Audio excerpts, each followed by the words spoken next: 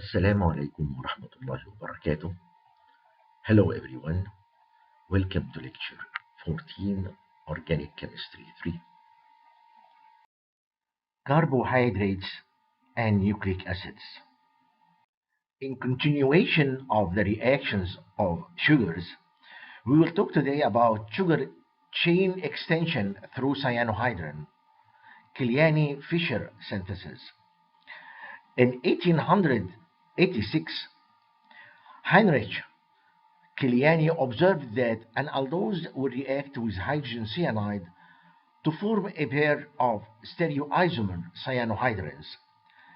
Building on that, Emil Fischer then devised a multi-method for converting the cyano group to an aldehyde. Nowadays, there is a simple, straightforward reaction to transfer the cyano to aldehyde. Well, starting with the aldehyde functionality with hydrogen cyanide, potassium cyanide, the cyanide ion will attack on the carbonyl carbon, forming a new bond with carbon-carbon bond, and the carbon oxygen will be carbon OH. There is a possibility of having the OH on the right hand or on the left hand. That depends on the cyanide will attack from the top face or the bottom face.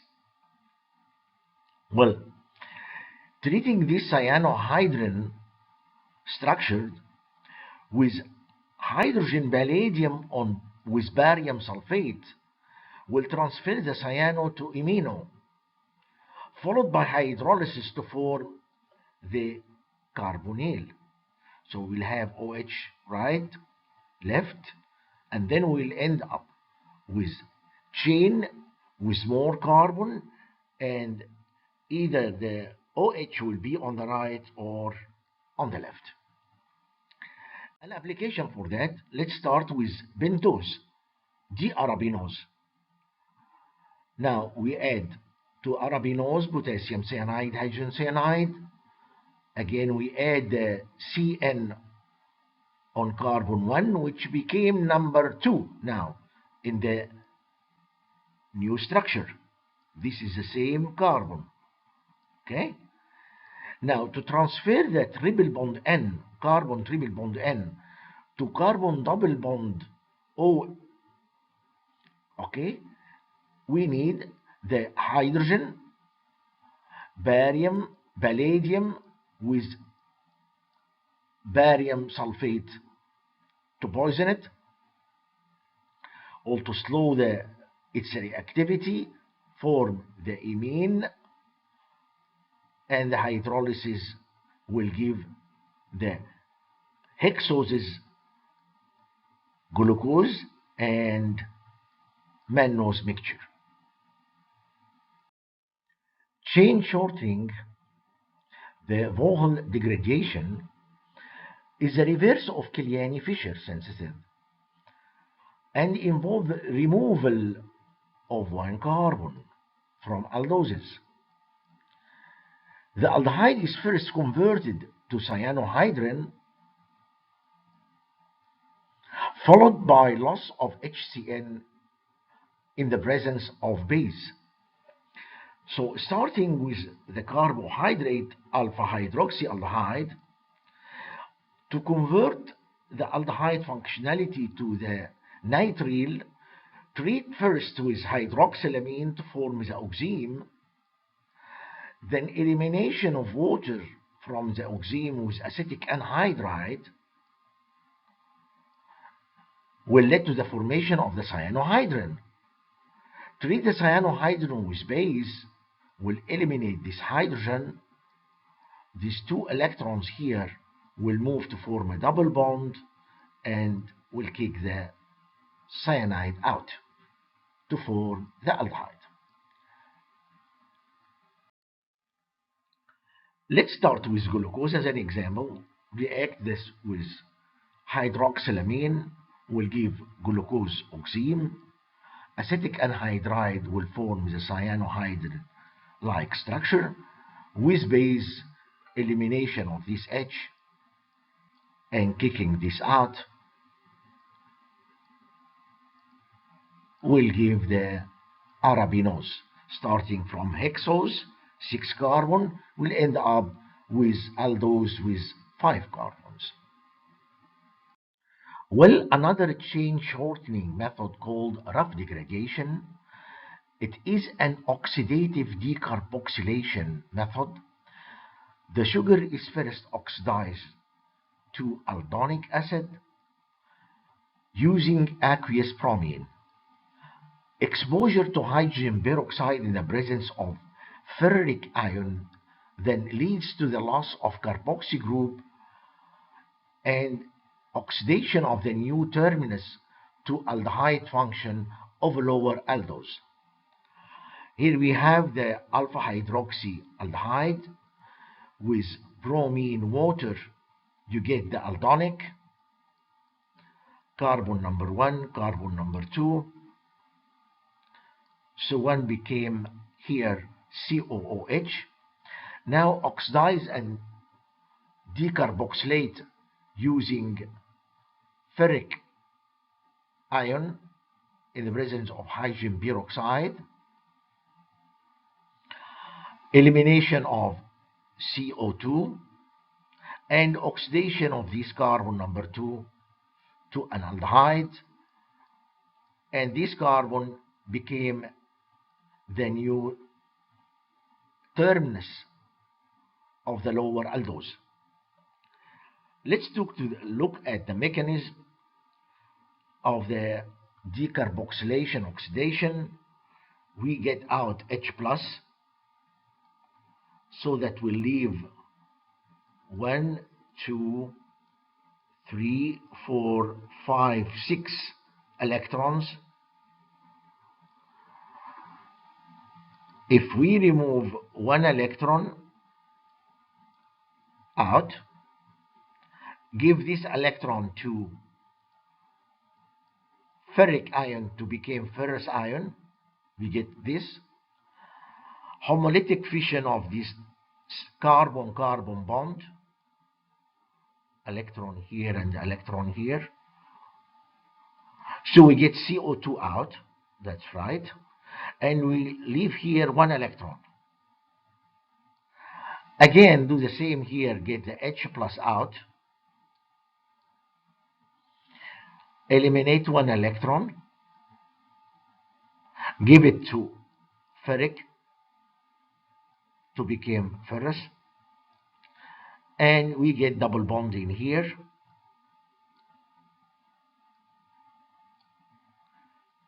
And create a new lower aldose. The proof of glucose stereochemistry.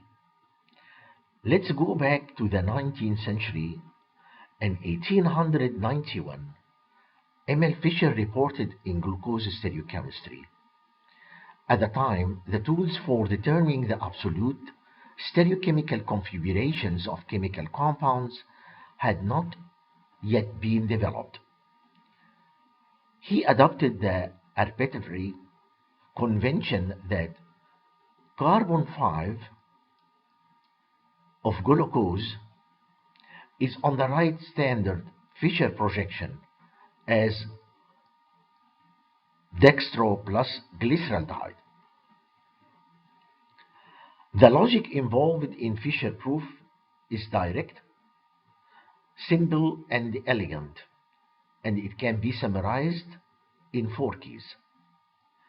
Key number 1, starting with the aldopentose arabinose, which we know that degradation of arabinose will end up with dextroglyceraldehyde. And Fischer decided with the scientist that the G-glyceraldehyde will have the OH on the right hand. When Fischer took this compound and applied the Kiliani-Fischer method for extension of carbon, he obtained mixture of two sugars, aldohexoses. One of them is glucose and the other is mannose. They are epimeric at carbon 2.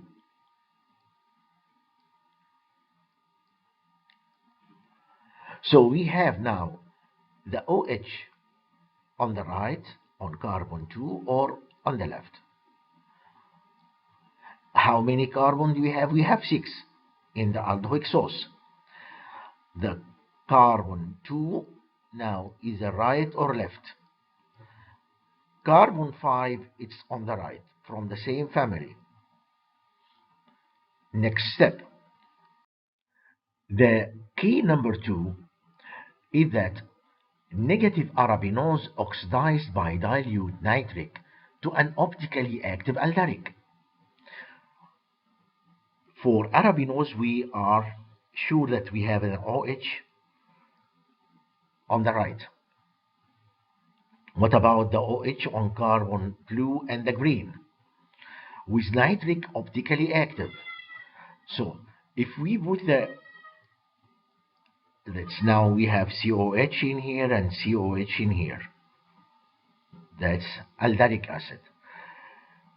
The OH right, the OH on number 2 on the right, that will give optically inactive because of the mesostructure, plane of symmetry in here.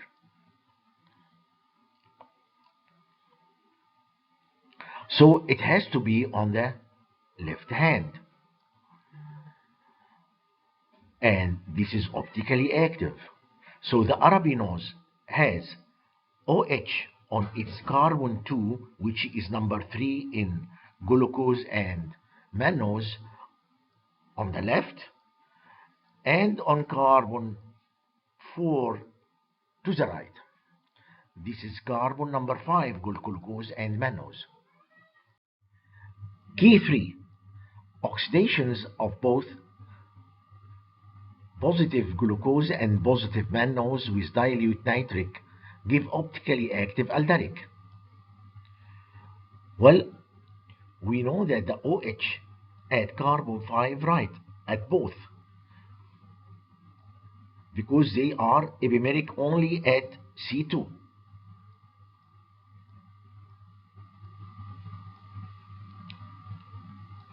We knew now that the OH at carbon number 3 will be on the left, on both of them.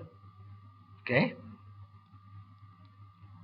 Now, the location and the orientation of the OH on carbon 4 is still missing. From this experiment, the result is optically active. So we cannot put the OH on 4 on the left, because if we do that, we will have a mesostructure, and that's optically inactive. But experimentally, we have optically active compound. So the OH has to be on the right. They are only different at carbon, OH at carbon 2, epimeric at C2. Well, now we can say clearly, so we now know that this is the structures of glucose and mannose. But which is which? Key 4. Scientists found that glucose could be converted to another aldose upon oxidation with dilute nitric acid, lactonization followed by reduction with sodium amalgam. Well, if glucose will give another sugar, then it has to be the one with OH right, right, left, right. This is the one which would be oxidized with nitric to form the aldaric acid with two OHs here, COOH. Lactonization could take place on 3 and 6. This lactone, upon reduction with sodium amalgam, Bouveault-Blanc reduction, so the ester will be reduced faster to form primary alcohol, and we get the aldonic acid. Upon reduction, once again, the COH will be aldehyde. Well, look at this sugar, that's OH in here, OH in here, OH in here, and OH in here. That is glucose, so that's our starting material.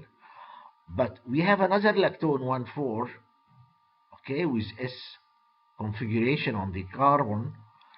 Well, reduction will do the same for the lactone to be alcohol, then followed by reduction in here to be aldehyde. Look, the OH is the other way around, right, left, left. This is L-gallose. It's different sugar.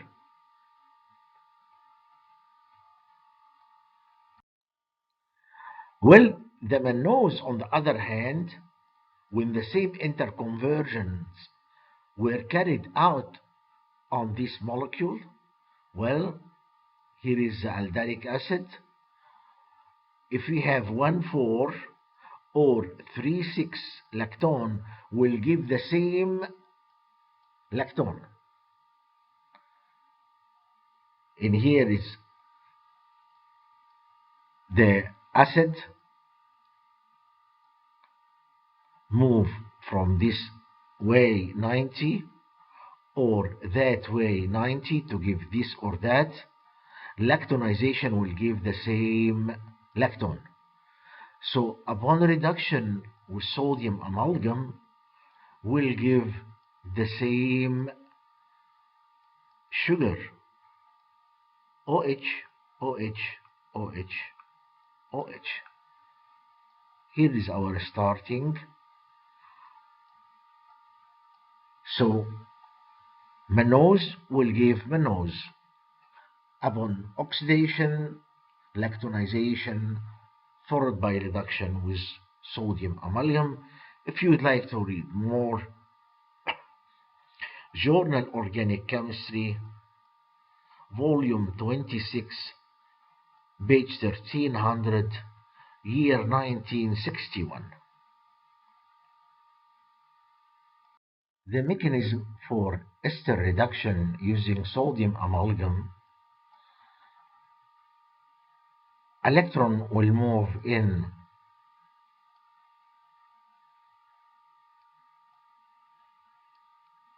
to form radical anion,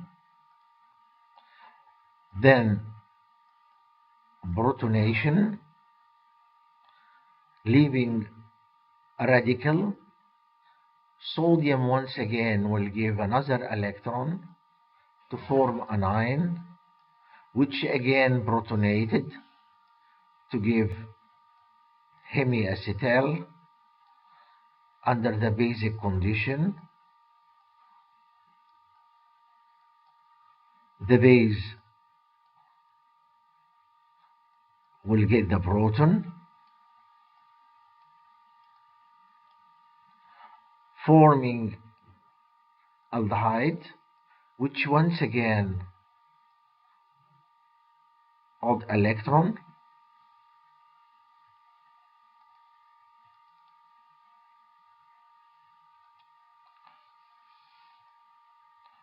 odd electron with moving of these two electrons to form anion radical, protonation, leaving radical, forming anion, protonation, final reduction will be an alcohol. For his ingenious work, Emil Fischer obtained Nobel Prize of Chemistry in 1902. See you next lecture.